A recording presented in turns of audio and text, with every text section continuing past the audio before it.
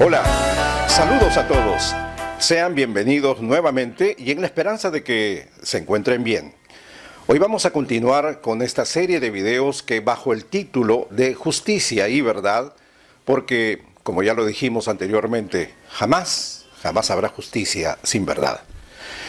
Intentaremos llegar al verdadero significado de estas palabras y de otras más, ya que el primer paso para alcanzar la verdad es conocer exactamente su verdadero significado, y esto es de suma urgencia, sobre todo en tiempos como el nuestro, en que el transhumanismo, es decir, la ideología que pide a gritos ya superar los límites naturales de la humanidad mediante la tecnología, mediante la inteligencia artificial, y que separa la mente del cuerpo, y en el entendimiento de que el transhumanismo considera de manera unánime que no existe un espíritu sobrenatural, que la mente es producto del cerebro y que las máquinas autoconscientes, entendamos por robots, son el objetivo posible, y esto es lo que nos depara el futuro de los próximos años. Ahora, escuchemos algunos conceptos acerca del tema que nos trae hoy al video, que es justicia. Hagamos un poco de historia. En 1971, John Rawls publica su obra Teoría de la Justicia. El objetivo de Rawls en esta obra es combatir y superar el utilitarismo, planteando que una teoría, por más elocuente que sea, debe ser rechazada o revisada si no es verdadera, y que lo único que nos permite tolerar una teoría errónea es la falta de una mejor. En este sentido, podemos decir que la teoría de justicia de Rawls es probablemente la obra de filosofía moral y política más importante del siglo pasado. Así como Rawls, hay innumerables autores que aportaron al concepto de justicia, y cuanto más si nosotros buscáramos el verdadero concepto en culturas milenarias y en el lenguaje que ellos cotidianamente usaban. Y bueno, nuevamente se estarán preguntando por qué no buscar mejor el significado de la palabra justicia en la raíz griega o latina del cual procede nuestro idioma. Bueno, esto es muy fácil de responder. Los conceptos de justicia, verdad, amor, temor, misericordia, fe, obediencia, perdón, etc., han sido manejados desde el inicio de la humanidad. Y hay que recurrir a las culturas más antiguas y a su lenguaje para poder conocer la profundidad de estos conceptos. Ya en el primer video explicamos que el hebreo es un lenguaje muy antiguo en el que estos conceptos adquirieron un significado poderoso. Por ello es necesario conocerlos en la raíz de este lenguaje. Por otro lado, se me preguntó, ¿y cuál es tu intención? ¿Acaso ser meramente académico?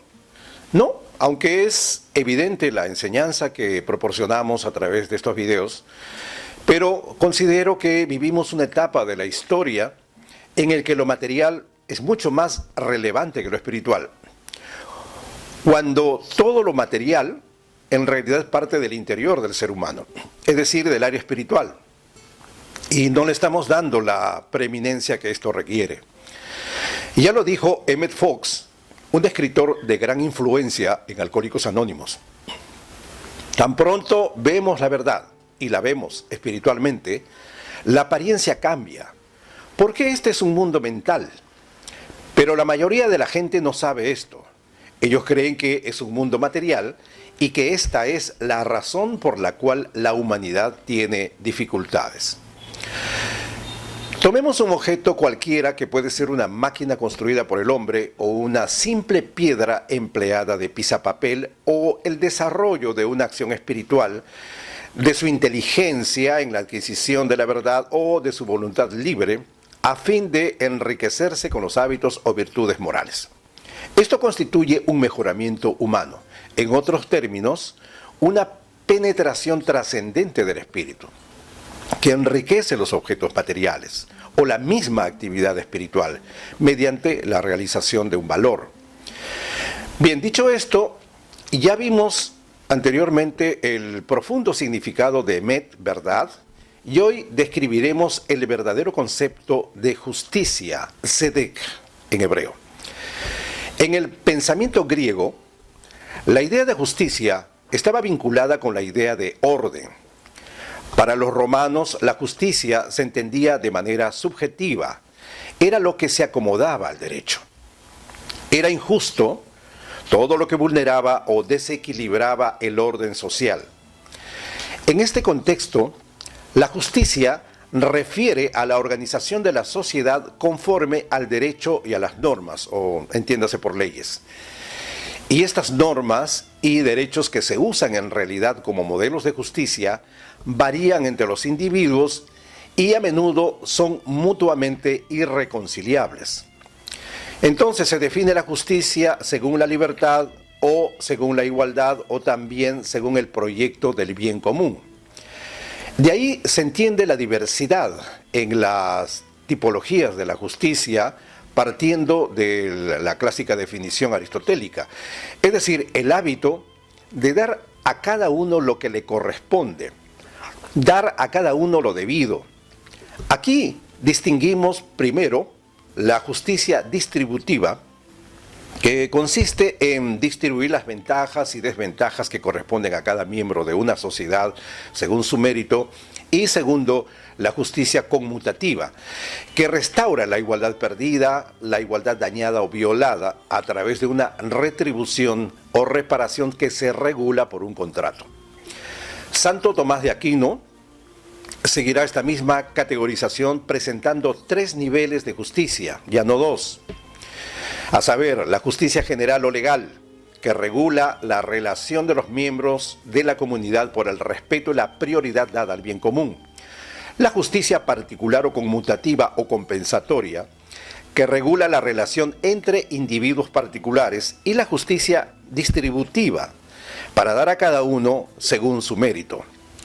Hoy en día, hablamos mucho de justicia social, un concepto que apareció a mediados del siglo XIX, referido a las situaciones de desigualdad social. La justicia social se define como una búsqueda de equilibrio entre partes desiguales por medio de la creación de protecciones o desigualdades de signo contrario a favor de los más débiles. En efecto, la justicia occidental implica 2 dimensiones, la jurídica y la moral. Es el cumplimiento del derecho con una actitud de imparcialidad. Esta justicia es del ámbito racionalista y calculador, cuyo único protagonista es la persona humana a través de la vivencia política, económica y social en la relación con el otro. Esta justicia se agota en el plano de las relaciones de persona a persona, de persona a sociedad y de una sociedad a otra. Aquí triunfa más lo individual de la equidad con pretensión universal.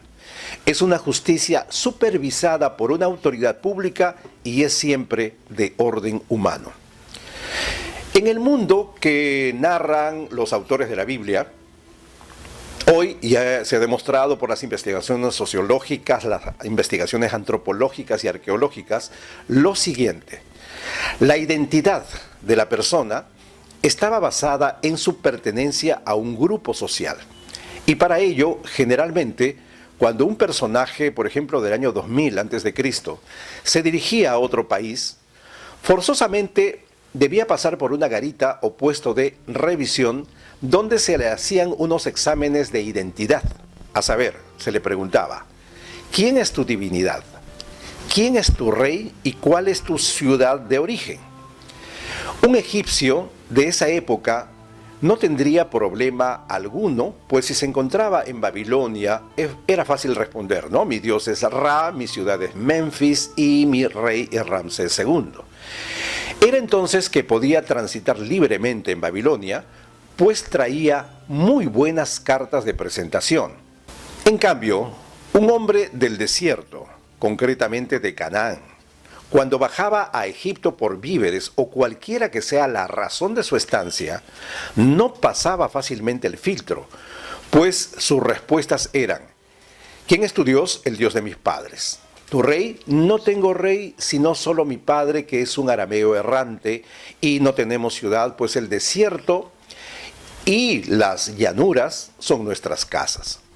Ante tales respuestas, sabemos que los civilizados, entre comillas, de entonces, simplemente les decían Japirú en babilonio o Yazú en egipcio, es decir, gente sucia y sin ley del desierto, o sea, prácticamente nadie. No es extraño que se legisle a favor siempre de los más desprotegidos por un simple imperativo. Recuerda que tú fuiste esclavo inmigrante en tierra extranjera. Se legisla a partir de la propia experiencia de vida. No hagas a otros lo que no quieras que te hagan. El concepto de justicia está presente en los códigos antiguos de los hebreos. No se trata, sin embargo, de justicia imparcial en el sentido occidental. La justicia conforme a la norma abstracta de dar a cada uno lo suyo. En la Biblia, la justicia se refiere más bien y en primer lugar a un concepto concreto de relaciones sociales. Específicamente, justicia significa rescatar a la víctima, liberar al oprimido. Expresa, por lo tanto, algún tipo de reivindicación. Bien, hasta aquí hemos manejado algunos conceptos históricos y hemos dejado sin traducir la palabra sedaká, del que proviene zedak o justicia, y esto porque no es una tarea sencilla. Indudablemente es un error traducirla como limosna, caridad o dádiva, ya que en dichos casos se trata de una acción voluntaria, algo que de ninguna manera tiene que ver con la sedaká. La raíz de la palabra está vinculada al concepto zedek, que significa ni más ni menos que justicia. De modo que tal vez una buena traducción al idioma nuestro, al castellano, al español, desde un punto de vista semántico, podría ser la de justicia social. Ahora bien, también es cierto que el uso cotidiano de la palabra sedaká aplica este vocablo a distintos tipos de ayuda al prójimo. Por ejemplo, juntar ropa, medicamentos, alimentos, etc.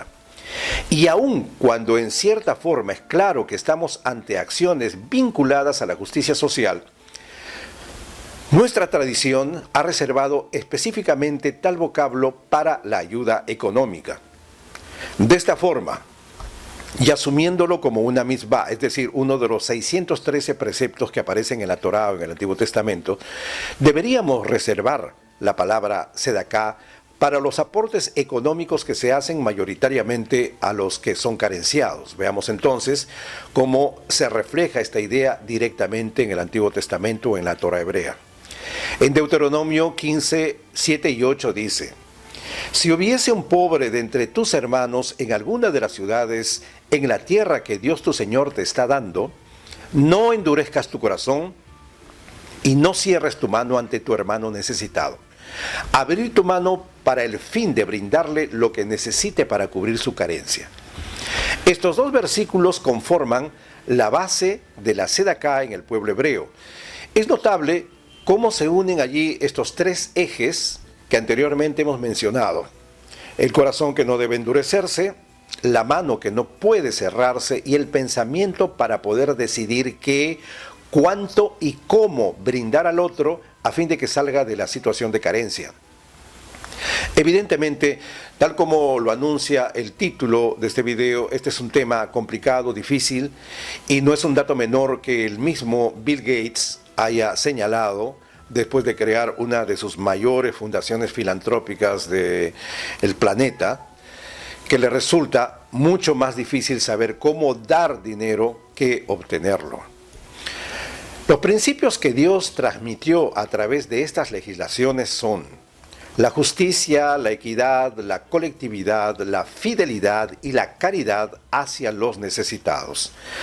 La tradición bíblica se refiere a Dios como el justo. Esto lo encontramos en Isaías 24:16. El único que hace justicia en la tierra. Jeremías 9:24 y Salmo 15:1 y 2. La justicia es la expresión de lo que Dios hace. La justicia de Dios significa el poder de Dios para crear y liberar. Porque Dios es un Dios de justicia y por ser creados a su imagen, se debe de tratar uno al otro con justicia. La injusticia hacia el hombre es la profanación hacia Dios. A Jehová dice: presta el que da al pobre, y el bien que ha hecho se lo volverá a pagar, lo dice Proverbios 19:17. Aquel que se burla del pobre blasfema a su creador, dice Proverbios 17:5. La tradición judía fue inclusive más allá al decir que el hombre pobre hace más por el rico que el rico por el pobre. Porque el pobre le otorga al justo una oportunidad para hacer obras buenas, para santificar el nombre de Dios, lo encontramos en Levítico 34. Fallar en hacer caridad es considerado por la tradición judía como idolatría. A lo largo de la Biblia, la injusticia se identifica constantemente como la incapacidad de aliviar la difícil situación de los pobres.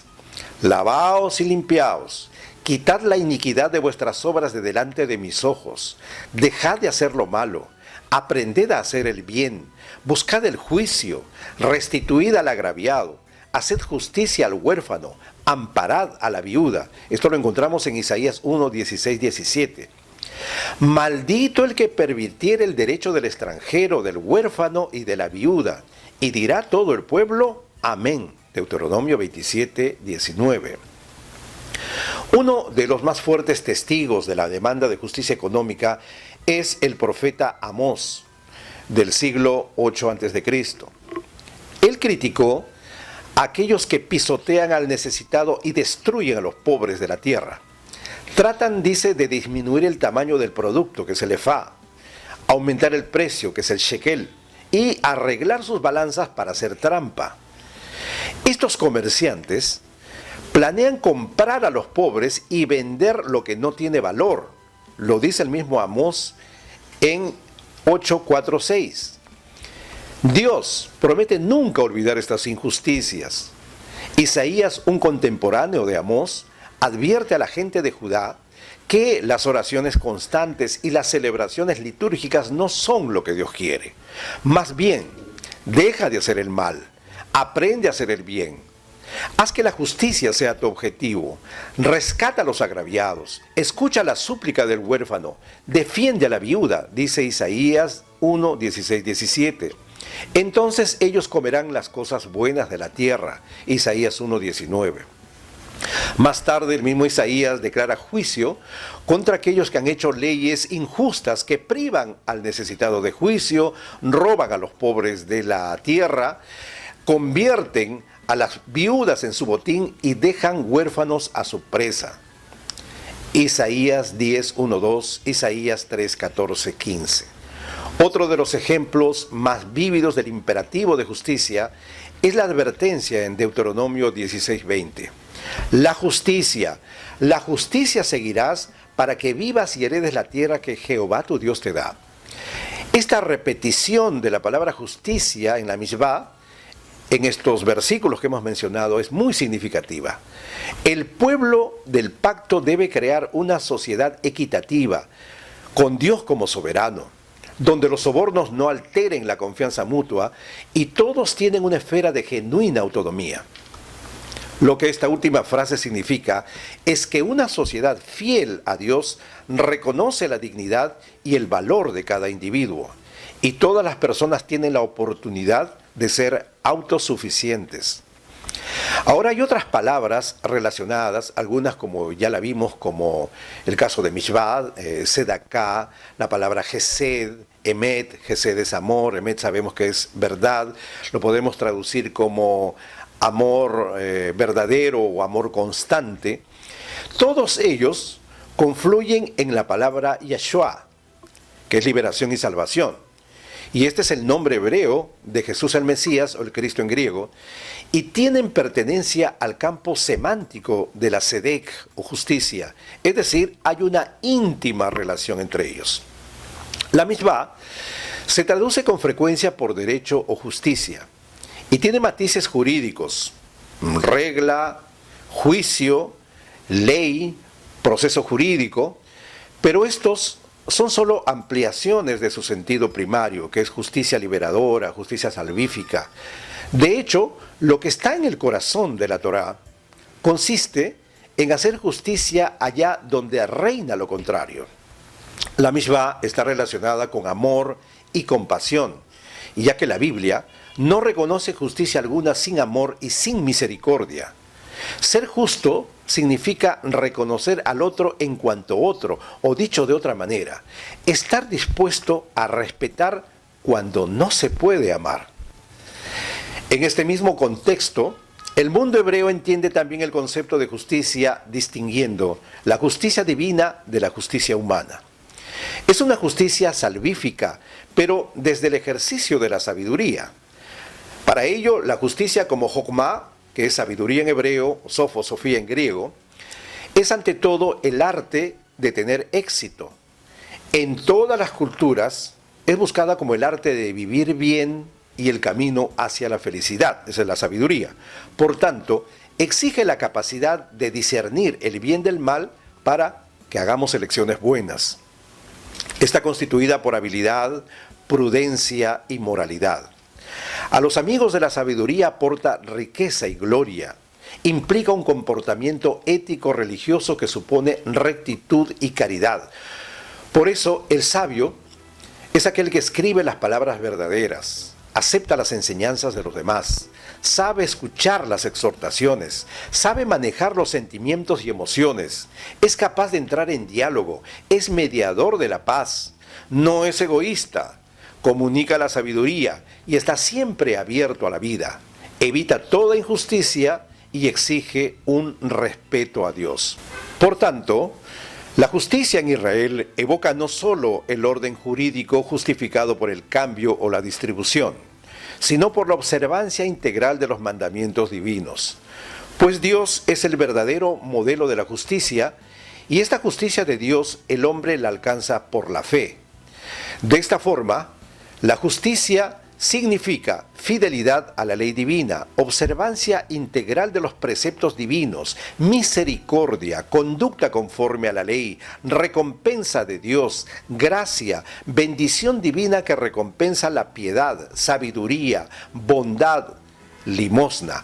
De ahí que el justo es un hombre derecho, recto, bueno y caritativo y piadoso de Dios, y es un servidor irreprochable. Esta justicia está asociada a la conducta del hombre como miembro integral de la comunidad. Y la tarea del justo, del sabio o del profeta es denunciar las injusticias vividas en las instituciones jurídicas, sociopolíticas, cultural, religiosa, y recordar que toda acción humana depende de una relación estricta con la divinidad llamada alianza.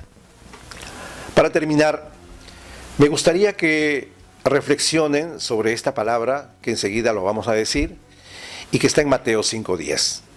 Dice: bienaventurados aquellos que han sido perseguidos por causa de la justicia, pues de ellos es el reino de los cielos.